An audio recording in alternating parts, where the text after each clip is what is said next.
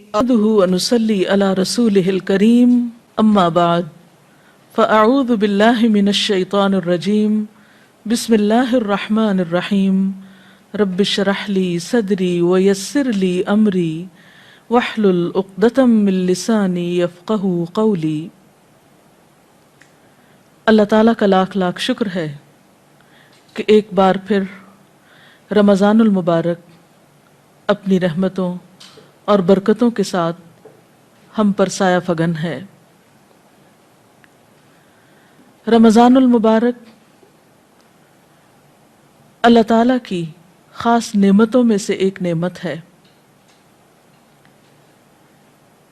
یہ وہ مبارک مہینہ ہے جس میں قرآن پاک نازل ہوا۔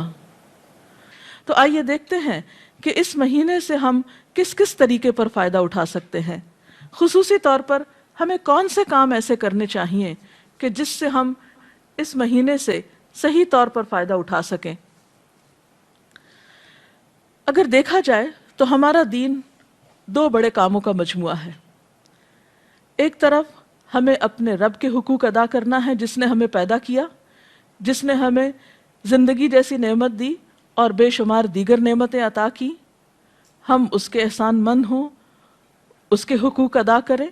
اور دوسری طرف ان انسانوں کے حقوق کی ادائیگی ہمارے دین کا ایک لازمی حصہ ہے، جن انسانوں کے ساتھ ہم اس زمین پر رہتے ہیں، جن کے ساتھ ہمارا دن رات رابطہ اور واسطہ ہوتا ہے، تعلق ہوتا ہے۔ اور ایک انسان کی زندگی اسی وقت پرسکون اور خوبصورت زندگی بن سکتی ہے، اور دوسری طرف اس زمین پر بسنے والے انسانوں کے ساتھ اچھا سلوک کرے، احسان کے ساتھ پیش آئے۔ جو انسان ان دونوں چیزوں کی طرف توجہ دیتا ہے وہی انسان دراصل ایک اعتدال کی زندگی بسر کرتا ہے، جس کے نتیجے میں انسان اس دنیا میں بھی سکون پاتا ہے اور دوسری زندگی یعنی آخرت کی زندگی بھی اس کی خوشگوار ہو سکتی ہے۔ تو آئیے دیکھتے ہیں کہ اس مہینے میں کرنے کے کام کیا ہیں۔ سب سے پہلے حقوق اللہ تعالیٰ کے حقوق، اپنے خالق کے حقوق کی ادائیگی میں نمبر 1 نماز ہے۔ نماز دین کا ستون ہے، ایک مومن اور کافر کے درمیان فرق ہے۔ نماز نبی صلی اللہ علیہ وسلم کے نزدیک آنکھوں کی ٹھنڈک ہے، اور یہ ایک حقیقت ہے کہ انسان کے لیے سکون حاصل کرنے کا سب سے بڑا ذریعہ نماز ہے، جس میں انسان پاک صاف ہو کر پوری یکسوئی اور توجہ کے ساتھ اللہ تعالیٰ کے حضور حاضر ہو کر اس کو یاد بھی کرتا ہے اور اس سے دعائیں بھی کرتا ہے۔ اور اس مہینے میں فرض نماز کے علاوہ خصوصی طور پر نوافل کا اہتمام ضروری ہے، جن میں خصوصاً رات کا قیام تراویح کی شکل میں یا پھر تہجد کی شکل میں، کیونکہ نبی صلی اللہ علیہ وسلم نے فرمایا من قام رمضان ایمانا و احتسابا غفر له ما تقدم من ذنبه، جس نے ایمان اور احتساب یعنی اپنا حساب کرتے ہوئے اور اللہ تعالیٰ سے اچھے اجر کی توقع رکھتے ہوئے صرف اللہ کی رضا کی خاطر رات کا قیام کیا، اللہ تعالیٰ اس کے پچھلے سب گناہ معاف فرما دیں گے۔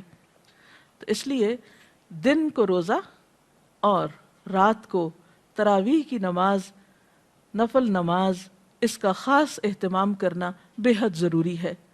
روزے اور نماز کے علاوہ خصوصی طور پر اس مہینے میں قرآن پاک سے تعلق قائم کرنا چاہیے، کیونکہ یہ وہ مہینہ ہے جس میں قرآن پاک نازل ہوا۔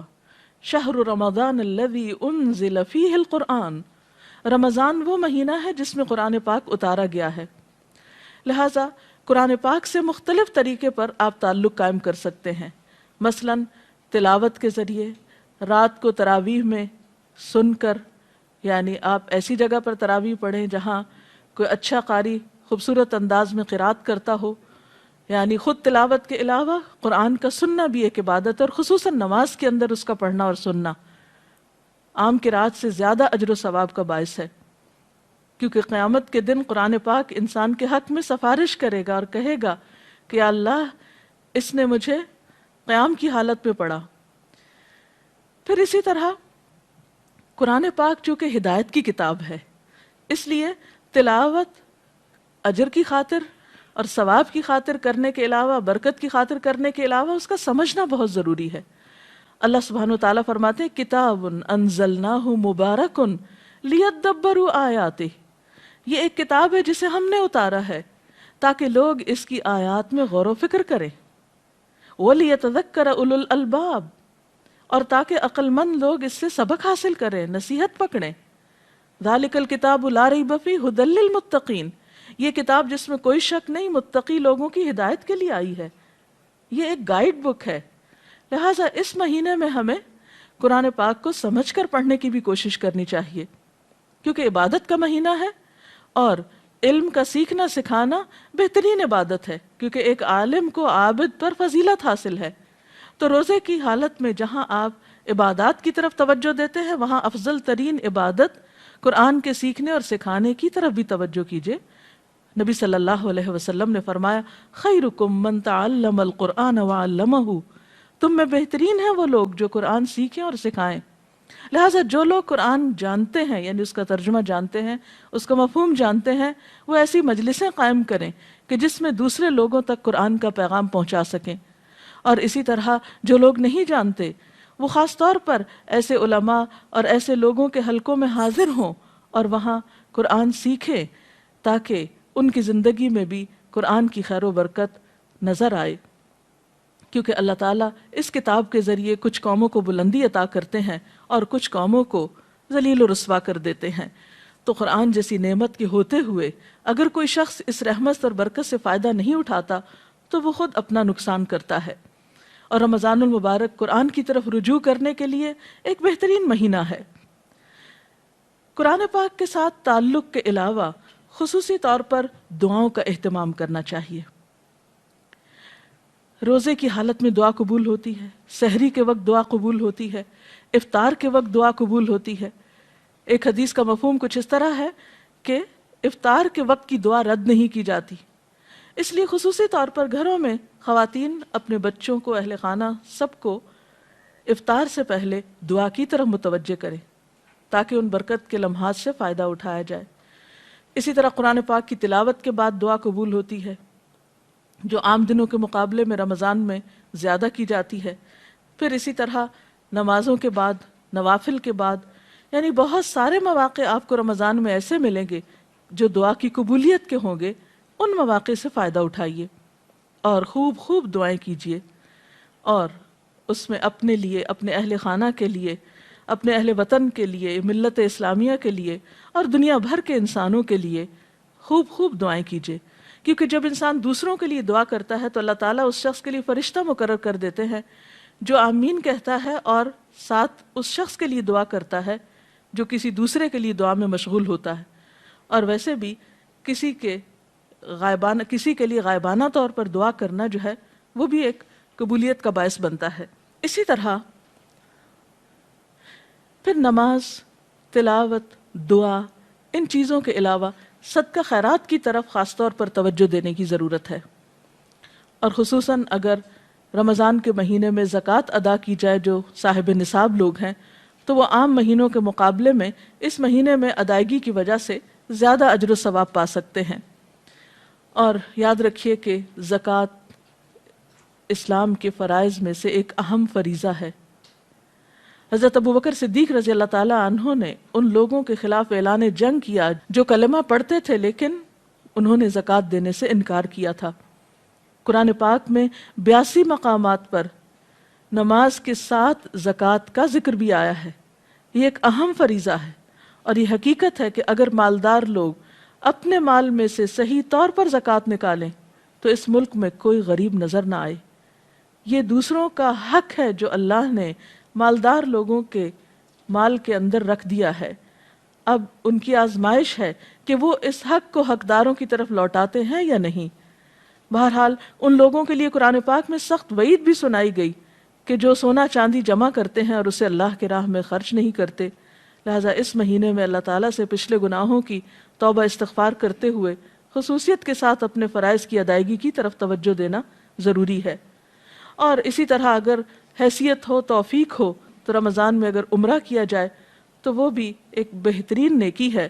نبی صلی اللہ علیہ وسلم نے رمضان کے عمرے کو اپنے ساتھ حج کے برابر قرار دیا.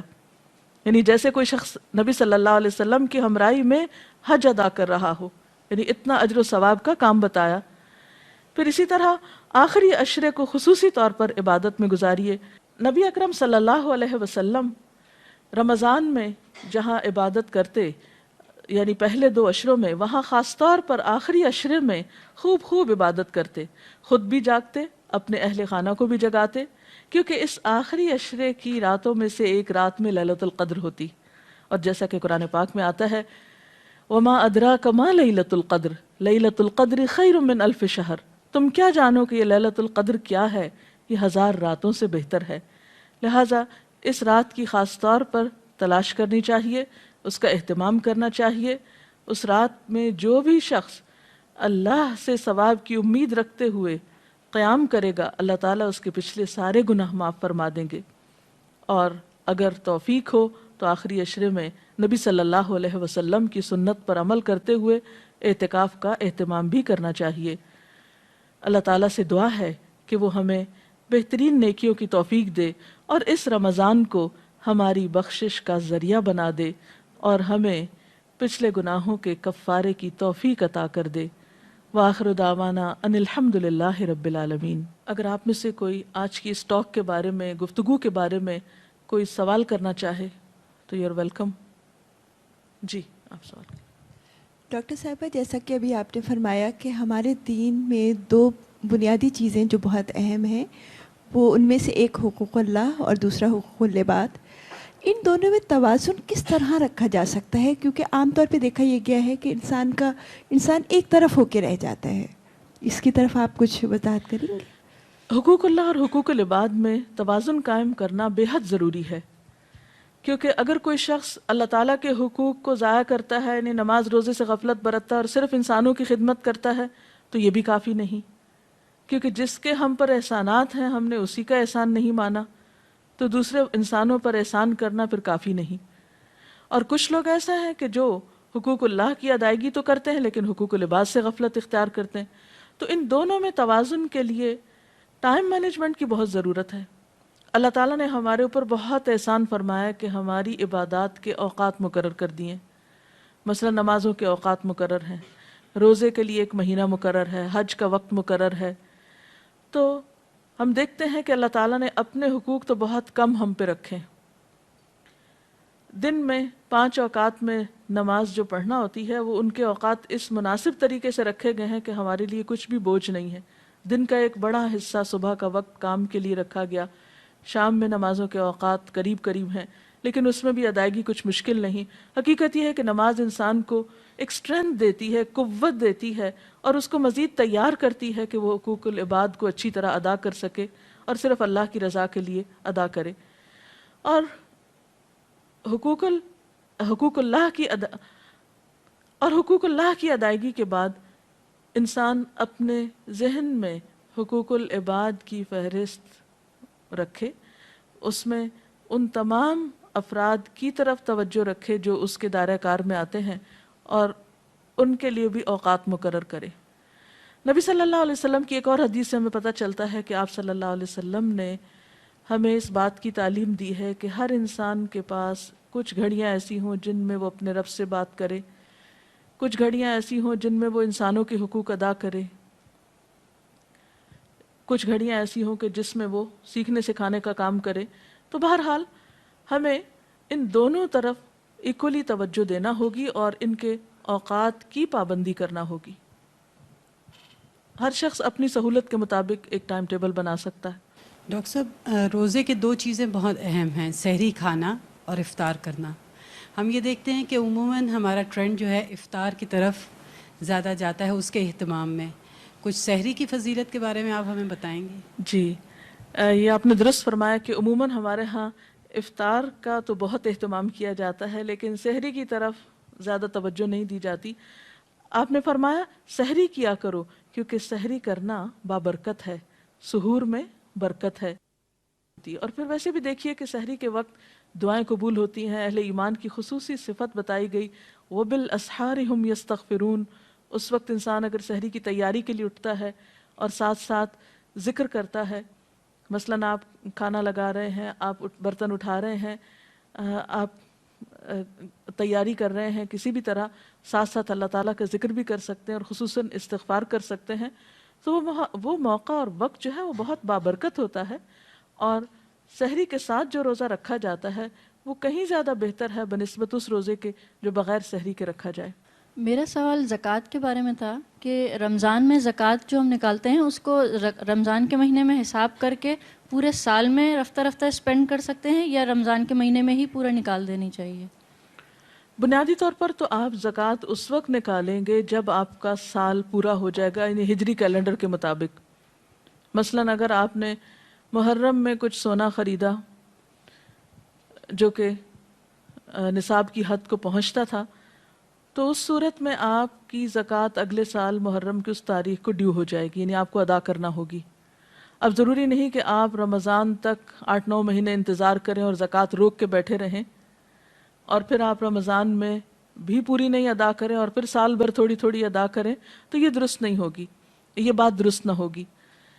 اس سلسلے میں حکم یہ ہے کہ جب سال پورا ہو تو آپ زکوٰۃ نکال دیں، کیونکہ زکوٰۃ کا مال اگر آپ کے مال میں شامل ہوا تو آپ کے مال کو بھی نقصان پہنچا سکتا ہے. زکوٰۃ کی ادائیگی دراصل مال کی صفائی اور تطہیر کا ذریعہ ہے.